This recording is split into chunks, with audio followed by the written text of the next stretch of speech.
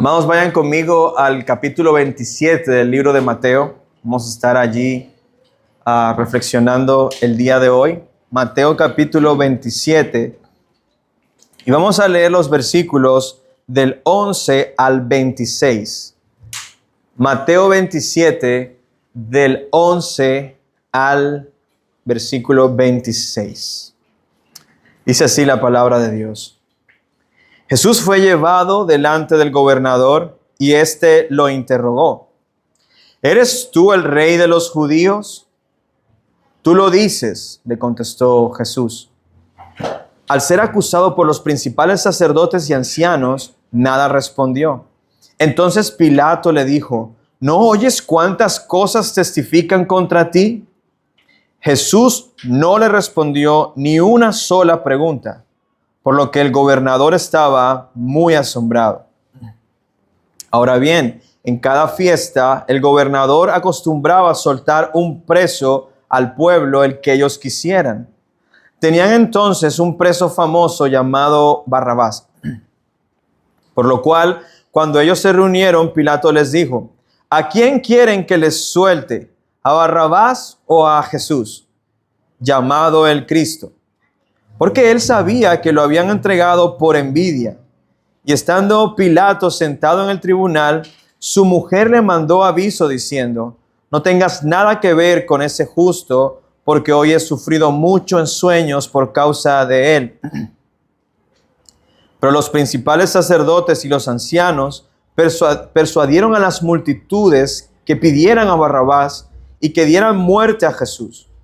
El gobernador les preguntó de nuevo, ¿a cuál de los dos quieren que les suelte? Ellos respondieron, a Barrabás. Pilato les dijo, ¿qué haré entonces con Jesús llamado el Cristo? Sea crucificado, dijeron todos. Pilato preguntó, ¿por qué? ¿Qué mal ha hecho? Pero ellos gritaban aún más, sea crucificado. Viendo Pilato que no conseguía nada, sino que más bien se estaba formando un tumulto, tomó agua y se lavó las manos delante de la multitud diciendo, soy inocente de la sangre de este justo. Allá ustedes. Todo el pueblo contestó, caiga su sangre sobre nosotros y sobre nuestros hijos. Entonces les soltó a Barrabás y después de hacer azotar a Jesús, lo entregó para que fuera crucificado. Amén. Amados, esta porción de las Escrituras hace parte de lo que se conoce tradicionalmente como la pasión de Cristo.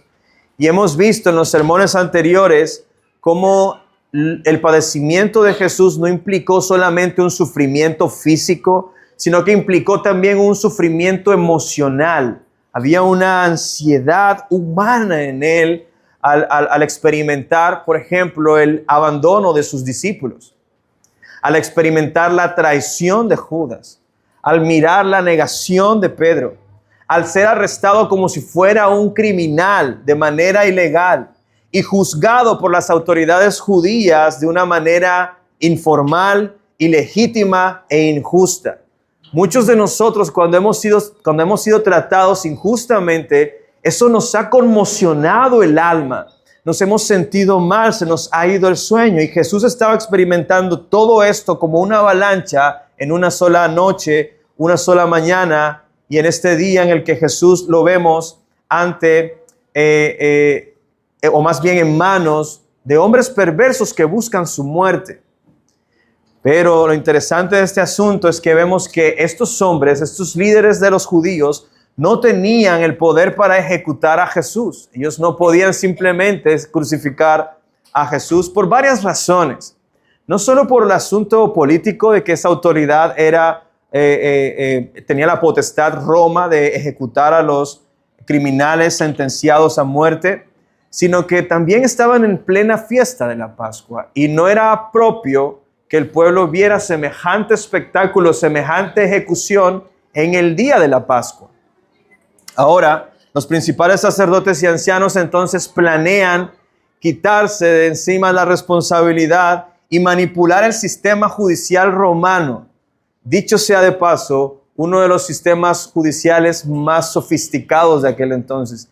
tan sofisticado era que hasta nuestros días es considerado como un fundamento importante para los sistemas judiciales alrededor del mundo. Y lo que querían ellos era manipular a Pilato para que sea él quien ejecute a Jesús por ellos. Ahora, en esta exposición del día de hoy, yo quiero guiarlos sí a que consideremos lo que llama la atención de este pasaje, porque vemos un escenario tan oscuro, un escenario tan injusto, y es evidente en este texto poder notar que los asuntos relacionados con el corazón de los líderes del pueblo de Israel, la deficiencia en el sistema judicial como instrumento para impartir justicia desde los hombres, queda expuesto en este texto. Pero lo más asombroso de este pasaje no es la maldad humana, sino la firmeza del amor de Jesús cuando fue sentenciado a muerte injustamente por Pilato. Y eso es lo que quisiera que contemplemos este día. Cómo Jesús se mantuvo firme en su amor por el plan de Dios, por el objetivo de Dios de salvar a un pueblo a través del sufrimiento de Jesús. Por eso he titulado este sermón, La fidelidad del rey en el injusto juicio ante Pilato. La fidelidad del rey en el injusto juicio ante Pilato, porque es lo que más llama la atención. Cómo Jesús mantuvo su integridad, cómo Jesús se mantuvo fiel al plan de Dios para salvar a la humanidad, aun cuando tuvo que padecer el injusto juicio ante Pilato. Y este texto nos muestra 4 escenas. Y es como un caso judicial, es como si estuviésemos viendo esas películas de abogados. A mí me encantan esas películas. Y que tú ves cómo examinan, cómo el uno argumenta, el otro contraargumenta, y eso lo vemos aquí. Vemos, por ejemplo, en un primer momento, en una primera escena, a Pilato examinando el caso de Jesús. A él le presentan este caso y él le hace un examen a este caso. Y vemos en segundo lugar que Pilato planea sabotear el caso de Jesús. Pero los líderes de Israel no se quedan con las manos atadas, sino que ellos responden al sabotaje de Pilato en el caso de Jesús. Y la última escena nos muestra la sentencia injusta de Pilato en el caso de Jesús. Entonces eso es lo que vamos a mirar en este sermón. Y empecemos con la primera escena, que es el examen que Pilato hace al caso de Jesús. El examen de Pilato al caso de Jesús. Dice el texto, Jesús fue llevado delante del gobernador y éste lo interrogó. El texto en el Evangelio de Lucas dice que le hizo muchas preguntas. Quizás aquí vemos que le hace un par de preguntas, pero el texto en Lucas nos da esa profundidad como de ver que esto no fue un asunto de 15 minutos y salgamos de esto, no. Probablemente Pilato, como gobernador sentado en su atrio para juzgar, estaba mirando el caso. Bueno, vamos a ver qué traen estos judíos, qué pasa con este Jesús. Incluso creo que es el Evangelio de Lucas que nos dice que hubo un momento en que Pilato dijo, mira, voy a deshacer de esto, lo voy a mandar a Herodes, y después Herodes se lo devolvió. Marcos y Mateo omiten ese detalle, pero es porque querían mostrar más bien aquello que resaltó más en el juicio de Pilato, ¿verdad? Pero entonces vemos que fue un asunto largo. Pilato se sentó y miró el caso con detenimiento y le hizo muchas preguntas a Jesús, como lo haría un juez, un abogado para mirar el caso. Bueno, aquí dice esto, es así. Aquí dice esto otro, es así. Y la pregunta que Mateo destaca dentro del interrogatorio que le hizo a Jesús es esa que aparece en el versículo 11. ¿Eres tú el rey de los judíos? Ahora, es interesante esa pregunta que sea destacada, porque ¿cuál es el propósito del Evangelio de Mateo? Eso lo hablamos y lo hemos recordado. Mostrar a Jesús como ¿qué? Como el rey del pueblo de Dios. Jesús, la intención de Mateo es mostrar a Jesús como el rey del pueblo de Dios. Y entonces aquí vemos al gobernador romano haciendo esta pregunta, ¿eres tú el rey de los judíos? Durante todo el Evangelio, Mateo se estuvo esforzando por mostrarnos que Jesús cumplía con las características del rey Mesías. Sin embargo, su pueblo no lo quiso aceptar. Y Pilato le estaba preguntando, ¿eres tú el rey de los judíos? a lo que Jesús responde, tú lo dices. Ahora, la intención de los líderes, una vez más, era la de manipular a Pilato. Pero antes de empezar la manipulación, la acusación más grande es que Jesús se hace llamar el rey de los judíos. ¿Por qué? Porque ellos sabían que al Jesús presentarse como rey del pueblo que está esclavo, este rey pudiera ser un libertador como sucedió en tiempos antiguos. Años atrás se habían levantado varios caudillos que quisieron liderar una revuelta en contra del Imperio Romano y liberar a Israel del yugo de Roma. Y eso era un problema para Roma. Incluso había toda este movimiento político del Imperio Romano llamado la Pax Romana, que lo que buscaba era que en el territorio del imperio no hubiesen este tipo de revueltas. Entonces, al presentar a Jesús como alguien que se hace llamar el rey de los judíos, tienes ahí a un divisor, a un rebelde, al líder de la oposición del César. Incluso hay otros textos que en el Evangelio de Juan que dicen que Jesús se presentaba a sí mismo como el rey por encima de César. Inclusive mentían diciendo que Jesús prohibía dar impuesto al Imperio Romano, lo cual nosotros entendemos que era mentira. Jesús no prohibió esas cosas. Y el movimiento de Jesús no era político, era espiritual. No tenía nada que ver. Jesús estaba desentendido, desinteresado de la política de aquellos tiempos. Eso no era algo que le moviera a él el corazón. Él vino en una misión de rescate y por eso, ante la pregunta de Pilato, Jesús responde, tú lo dices. Incluso en el Evangelio de Juan se expande un poco más esta pregunta. Me gustaría que lo leyéramos porque es bastante interesante lo que Juan nos da con respecto a la pregunta que Jesús hace. Eso lo vamos a encontrar en Juan 19, versículos 33 al 38. Dice...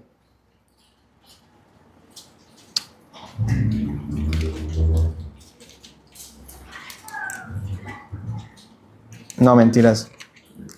Es el 18, Juan 18. Juan 18, versículos del 33 al 38. Pilato volvió a entrar al pretorio y llamó a Jesús y le preguntó, ¿eres tú el rey de los judíos? Miren la respuesta de Jesús. ¿Esto lo dices por tu cuenta o porque otros te lo han dicho de mí? Es súper interesante esta pregunta. Mira lo que contesta Pilato. ¿Acaso soy yo judío? Tu nación y los principales sacerdotes te entregaron a mí. ¿Qué es lo que has hecho? Y Jesús le respondió, mi reino no es de este mundo. Si mi reino fuera de este mundo, entonces mis servidores pelearían para que yo no fuera entregado a los judíos. Wow. Pero ahora mi reino no es de aquí. Así que tú eres rey, le dijo Pilato. Tú dices que yo soy rey, respondió Jesús. Para esto yo he nacido y para esto he venido al mundo, para dar testimonio de la verdad. Todo el que es de la verdad escucha mi voz. Y Pilato le preguntó, ¿qué es la verdad? Y allí finaliza la conversación. Interesante, ¿no? Porque Jesús no negó esa realidad. Jesús no le dijo, mira, yo no soy la clase de rey que tú crees, no me vayas a matar. No, él no se estaba defendiendo. Él dijo, mi reino no es de este mundo. No estoy interesado en política, no estoy interesado en movimientos políticos, sociales aquí en este mundo. Mi misión es diferente. Y tú dices que yo soy rey, pero yo para eso nací. Ahora, esta pregunta Pilato la hace en ese momento en el Evangelio de Juan, al haber revisado ya muchas otras preguntas. Y esto nos lleva a una asombrosa realidad. Pilato no pudo encontrar un argumento justo para ejecutar a Jesús. Fíjate que el texto de nuestro dice, al ser acusado por los principales sacerdotes y ancianos, nada respondió. Entonces Pilato le dijo, ¿no oyes? Fíjate, ¿cuántas cosas testifican contra ti? Amados, imagínense la cantidad de argumentos que estaban usando los líderes, las multitudes para acusar a Jesús. Él dijo que ¿cómo es? Destruiría el templo. Él dijo esto, él dijo aquello, él hizo aquello. Y lo estaban acusando y acusando y acusando. Y probablemente tú y yo, ante semejante cantidad de acusaciones, hubiésemos dicho, yo jamás. Oye, no digas eso, yo nunca he dicho eso. Jesús mantuvo la calma. Jesús tuvo un autocontrol impresionante porque él no iba a ceder ante las acusaciones que le estaban haciendo injustamente. Y por eso él le dice, yo vine para dar testimonio de la verdad. Y de lo que se me acusa a mí es que yo digo que soy el rey. Y lo soy. Y para esto nací. Así que vemos que Pilato, lo que le llama la atención no es ver cómo la avalancha de amenazas o de argumentos contra Jesús no tenían fundamento. Pilato no pudo coger ni siquiera uno de todos esos argumentos para decir, bueno, por esto sí me toca ejecutarte, Jesús. No pudo tomar ni uno solo. Y eso fue lo que más asombró a Pilato, porque el texto nos dice, y él estaba asombrado de que no respondía a nada. No respondió ni a una sola pregunta. No se puso a defenderse delante de Pilato y de los líderes, no. Él estaba allí sometido a la justicia de los hombres, que sabía que iba a fallar. Amados, ese testimonio de la entereza de Jesús, de la firmeza de Jesús, a sostener la verdad, defender la verdad y morir por la verdad, ha sido estímulo, motivación para muchas personas a lo largo de la historia de la iglesia cristiana. Conocemos testimonios de hombres y mujeres que estuvieron dispuestos a dar sus vidas, a morir, a ser ejecutados por defender la realidad del nombre de Jesús como aquel en quien Dios ha enviado al mundo para dar salvación y el perdón de los pecados. Esa es la verdad por la que Jesús murió. Esa es la verdad por la que muchos hombres justos han muerto a lo largo de la historia. Por eso persiguieron a la iglesia, por eso asesinaron a Esteban, por eso asesinaron a Jacobo en Hechos de los Apóstoles, por eso persiguieron a Pablo, por eso buscaron la muerte de Pablo, por eso fue ejecutado Pablo, por eso fue ejecutado Pedro, por eso fueron ejecutados miles de personas en los coliseos romanos para persuadir a las personas de que no sigan el camino del cristianismo. Pero entre más los destruían, entre más los perseguían, entre más los asesinaban, más se multiplicaban los seguidores de Jesús, de tal manera que no hubo injusticia o maldad humana, movimiento social humano que pudiera detener a la iglesia en su crecimiento, porque era Dios quien estaba haciendo eso. Y generación tras generación, Dios ha usado el testimonio de Jesús para estimular la fe de los creyentes que sufren, para que estén dispuestos a dar sus vidas por la causa del nombre de Jesús. Jesús no participó en defenderse ante las acusaciones falsas de los necios, pero respondió a la verdad con firmeza y sin temor a los hombres. Yo creo que eso es algo digno de imitar, hermanos. Es algo digno de imitar. Tú y yo vamos a ser puestos a prueba en eso. La verdad va a ser puesta en tela de juicio.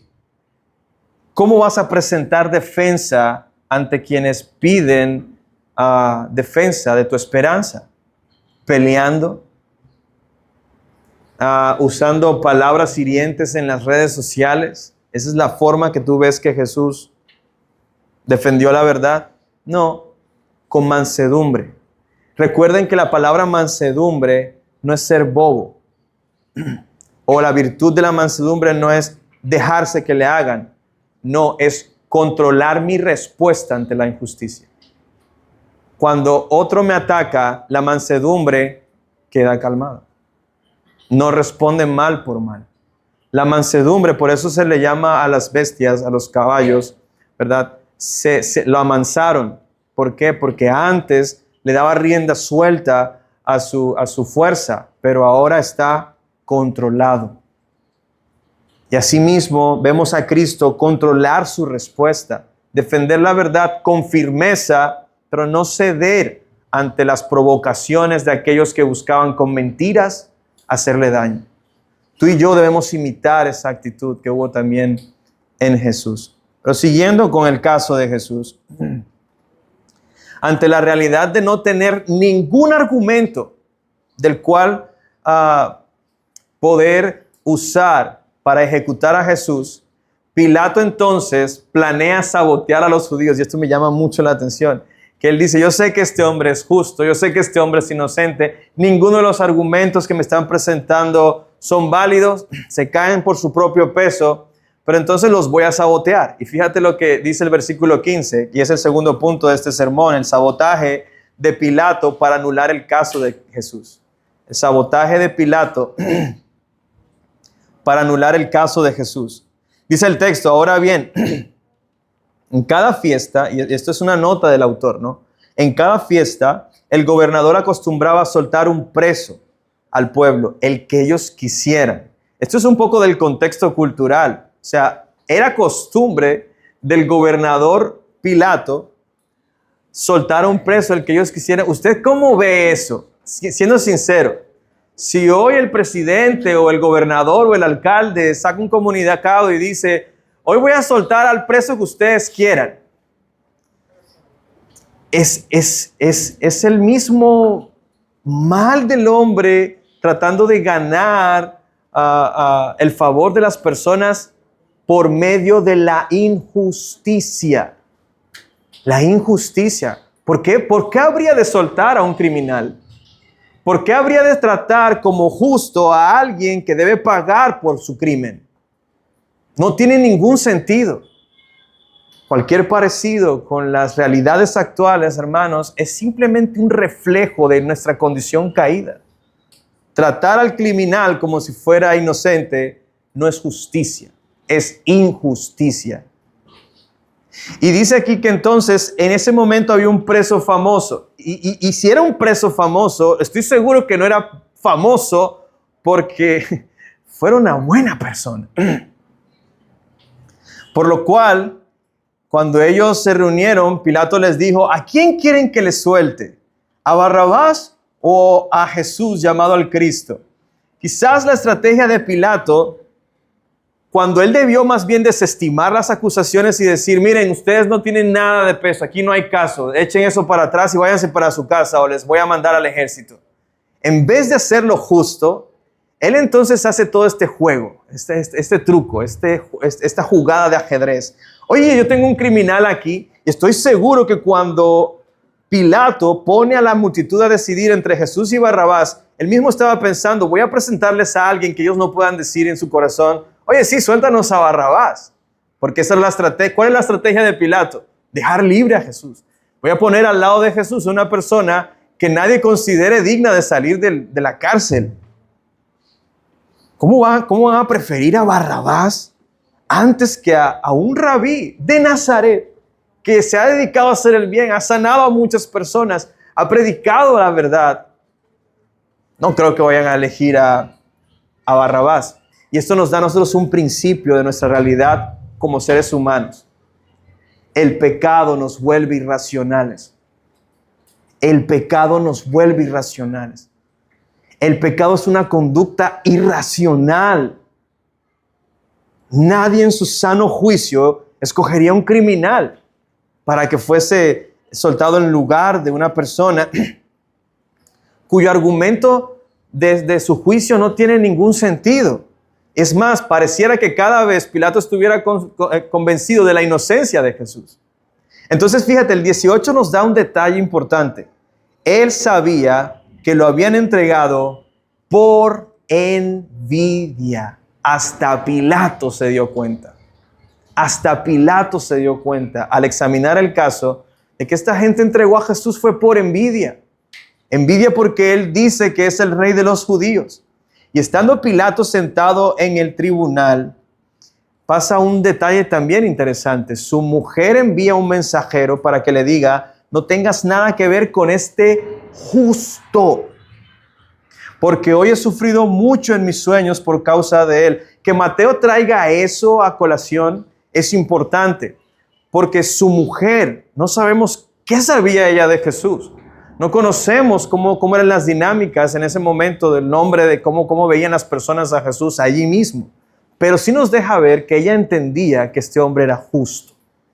Ahora, Pilato, examinando el caso, se estaba dando cuenta de que este hombre es justo. Le llega un mensaje de su esposa, y recuerda que los romanos eran paganos y ellos eran muy místicos en ese asunto. Y si ella tuvo un sueño, de pronto eso tenga peso, ¿no? Y pensaba que a lo mejor era un mensaje de los dioses que le estaban haciendo ver que no debía acusar a este hombre justo. Entonces, él sospechaba que es justo. Su esposa le dice, no tengas nada que ver con ese justo. Entonces parece que más bien todo apuntaba a que Jesús era inocente, de que Jesús era un hombre justo. Eso quiere decir, amados, que Pilato no fue como indiferente ante el caso. Él lo estudió, lo entendió y estaba convencido de que Jesús era justo. Desafortunadamente, amados, muchas veces la justicia funciona así en este mundo. Vemos a inocentes padecer por causa del mismo sistema. Hay personas que no se atreven a tocar sensibilidades políticas y sociales. Y están dispuestos incluso a no llamar con valentía a lo malo, malo. Y es el caso de Pilato. Pilato vio una injusticia y se hizo el de la vista gorda. No fue capaz de decir, esto está mal. Y nosotros vivimos en una generación que no es capaz de decir, esto está mal. Ahora el discurso es, esa es tu verdad. Puede ser diferente a mi verdad. Para ti es malo, para mí no lo es. Para ti es bueno, para mí no lo es, pero podemos estar bien. Así vive nuestra sociedad.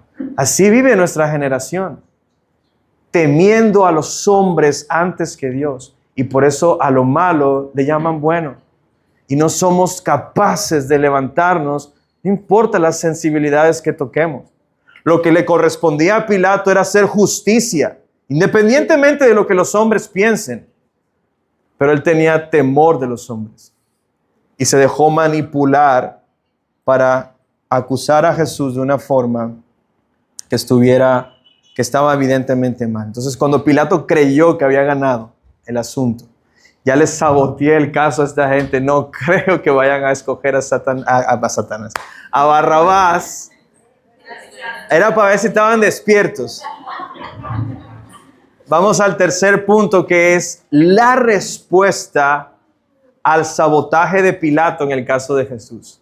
La respuesta al sabotaje de Pilato en caso de Jesús. Eso es lo que se llama un giro contraintuitivo, ¿no? Nadie lo ve venir. Pilato pensó, ya, aquí los puse en jaque mate. Yo no creo que vayan a escoger a Barrabás. Y mira lo que dice el versículo 20. Los principales sacerdotes y ancianos persuadieron a las multitudes que pidieran a Barrabás y que dieran muerte a Jesús.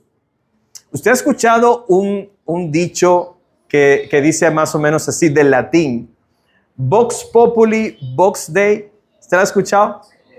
Que traduce, la voz del pueblo es la voz de Dios. Bueno, eso es un embuste en latín. Eso es una mentira. ¿Por qué? ¿Por qué? Porque las multitudes son maleables, fáciles de manejar. Ponemos un trino, ponemos un estado, hacemos una campaña y las multitudes son fáciles de manejar. De tal manera que quienes son astutos saben cómo manipular a las masas para que se muevan hacia las corrientes que ellos quieren promover. No tengo que ahondar en detalles para que tú veas que eso es lo que pasa en nuestra generación. Las masas están gritando, lo malo es bueno, lo malo es bueno. Y si tú dices, hey, no, lo malo es malo, tú eres el malo. ¿Verdad? Nada más lejos de la realidad que pensar que la voz del pueblo es la voz de Dios. De ninguna manera. La voz del pueblo es la voz de aquellos que los están manipulando. Y en este caso, ¿cuál era la voz del pueblo? Una voz irracional, ilógica, sin sentido común. Preferimos al criminal y mata al rabino. ¿Puedes creerlo? Este es uno de los momentos en que tú dices, definitivamente la humanidad está mal. Está mal. ¿Cómo van a decir eso? Son necios, torpes. No pueden entender. No tienen discernimiento. No tiene sentido el juicio de las personas. Por eso, amados, no se confíen de la corriente de este mundo. Si todas las personas están caminando hacia allá, no creas que ese es el camino correcto. Por eso Pablo le dice a la iglesia en Romanos 12, no se amolden a este mundo, no se sujeten y sigan las corrientes de este mundo, porque son contrarias a Dios. Más bien vayan en contra de la corriente, si es hacia donde la voluntad de Dios nos dirige. Renueven su entendimiento para que sepan cuál es la voluntad de Dios. Y si la voluntad de Dios es hacia allá y el mundo está yendo hacia allá, no importa, usted camine hacia la voluntad de Dios. Es increíble este grito. Sobre todo, escucha esto, estos líderes religiosos estaban asesinando a Jesús porque Jesús pervertía la ley de Moisés. Estaban asesinando a Jesús porque él estaba en contra de los principios de la palabra de Dios. Yo te voy a mostrar un principio de la palabra de Dios que estos líderes se olvidaron en este momento que existe. Proverbios 17:15. El que justifica al impío y el que condena al justo, ambos son igualmente abominación al Señor. Eso es exactamente lo que ellos están promoviendo. Que se justifique al impío y que se condene al justo, sin entender que la sabiduría de Dios fue dada para que ellos entendieran que este es un acto abominable a los ojos del Señor.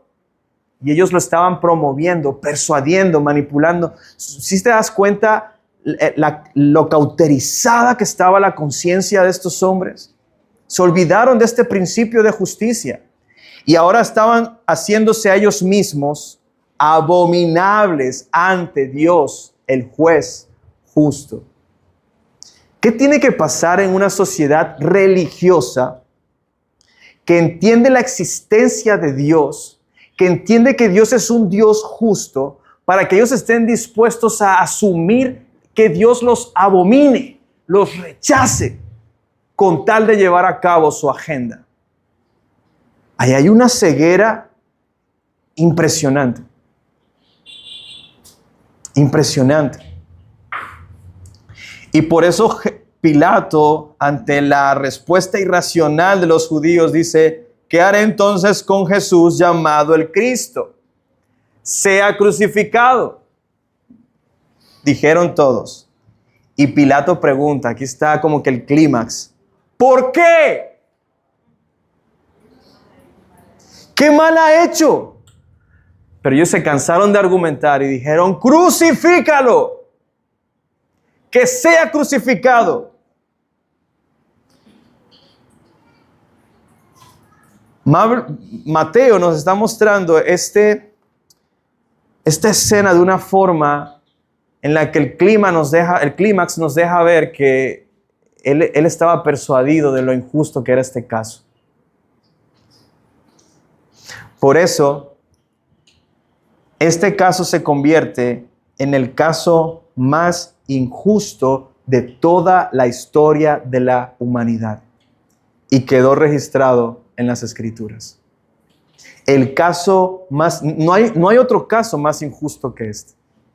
Este es el caso más injusto jamás visto o conocido en la historia de la humanidad. Y por eso vamos a finalizar con la cuarta escena de este pasaje, que es la condena injusta de Pilato en el caso de Jesús. La condena injusta de Pilato en el caso de Jesús. Dice el versículo 24, viendo Pilato que no conseguía nada, sino que más bien se estaba formando un tumulto, tomó agua y se lavó las manos delante de la multitud diciendo: soy inocente de la sangre de este justo, allá ustedes. Hermanos, esto es un acto teatral.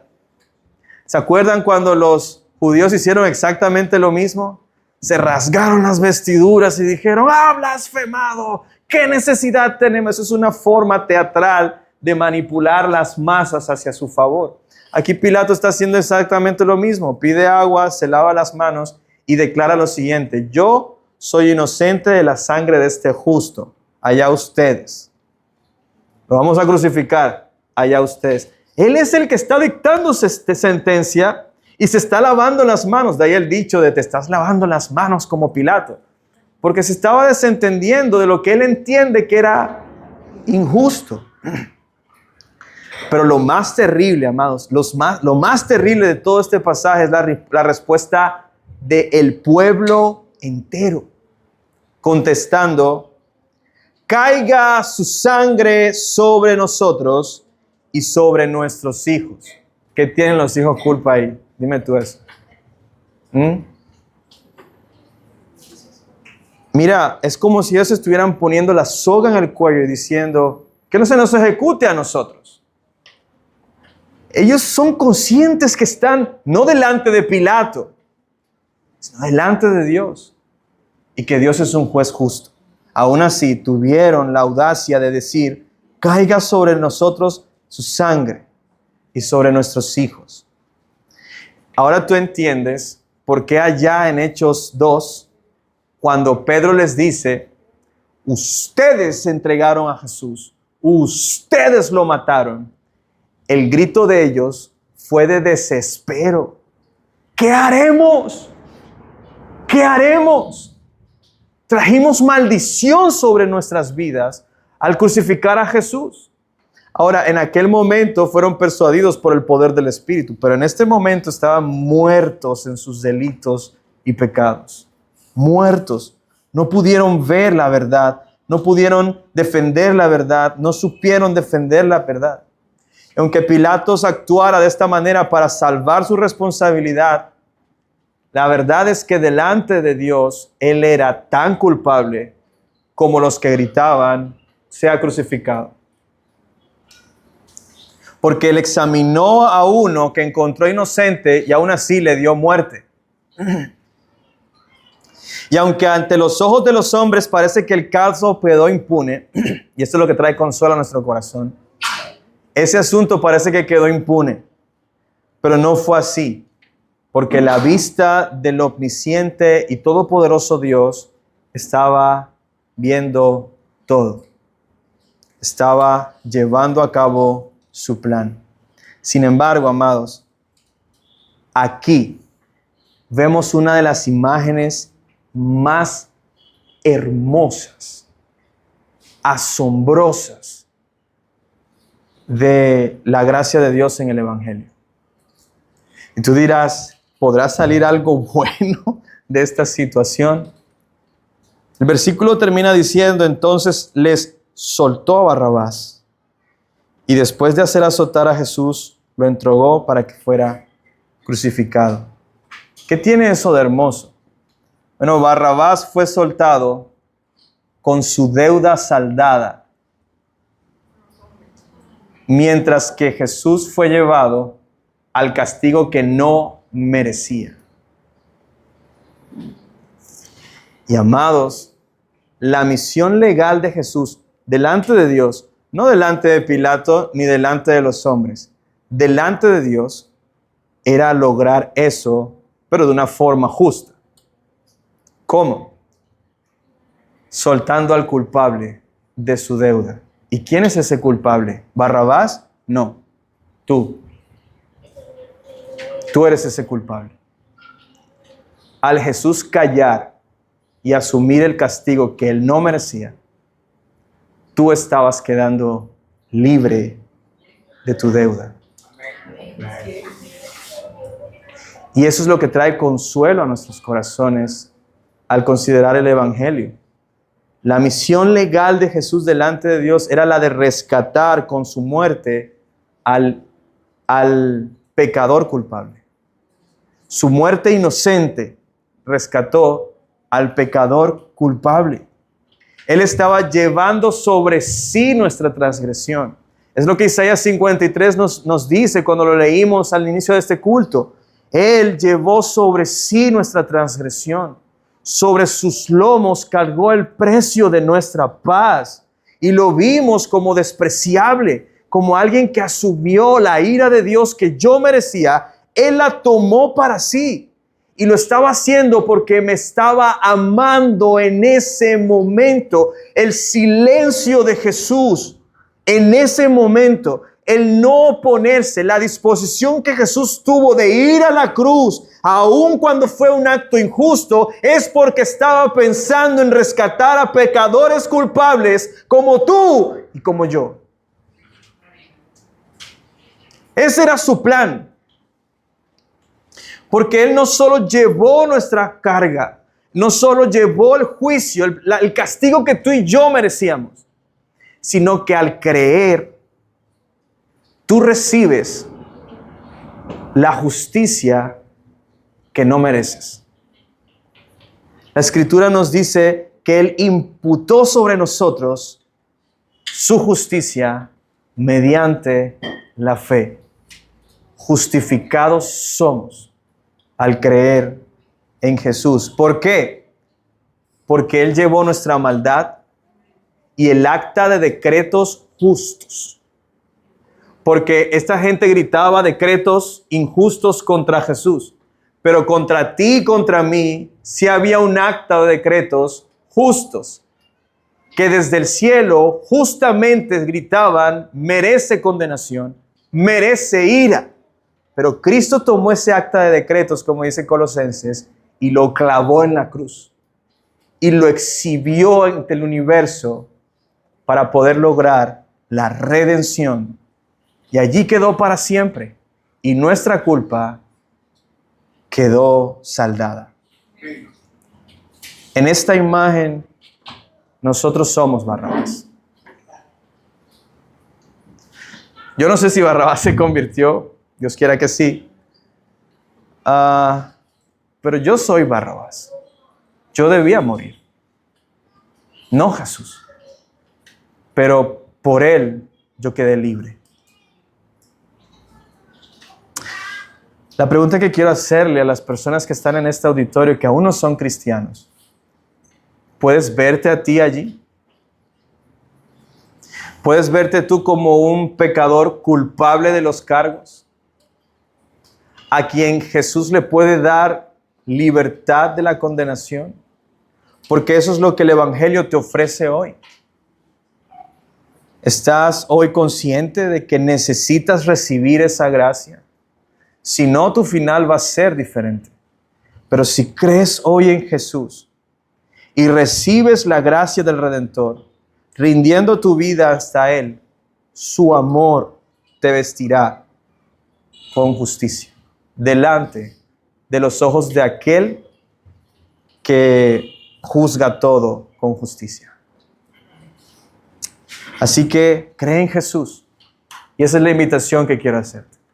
Cree en Jesús y serás salvo de la condenación y del poder del pecado. En resumen, hoy hemos contemplado en estas 4 escenas el acto de injusticia más grande de la historia en el juicio que Pilato hizo en el caso de Jesús, condenando al inocente a morir en la cruz. Pero lo asombroso de esta historia no es lo injusto que fue este juicio, sino el amor inquebrantable que hizo que Jesús guardara silencio y se dispusiera a tomar el castigo que no merecía. Jesús se mantuvo firme en su amor por el plan de Dios, aun cuando tuvo que padecer la injusticia por causa de ese plan en manos de hombres injustos. Y si a Él el mundo lo trató así, a nosotros también nos tratará así. Así que no te asombres o no te extrañe que en este mundo padezcas por causa de la injusticia de este mundo. Más bien, considera a Jesús, quien supo hacer frente a la injusticia con valor, defendiendo la fe, pero con mansedumbre, encomendando su causa a aquel que juzga con justicia. Así que, amados, vivamos de manera en que honremos el amor que el Señor nos mostró allí, en ese momento.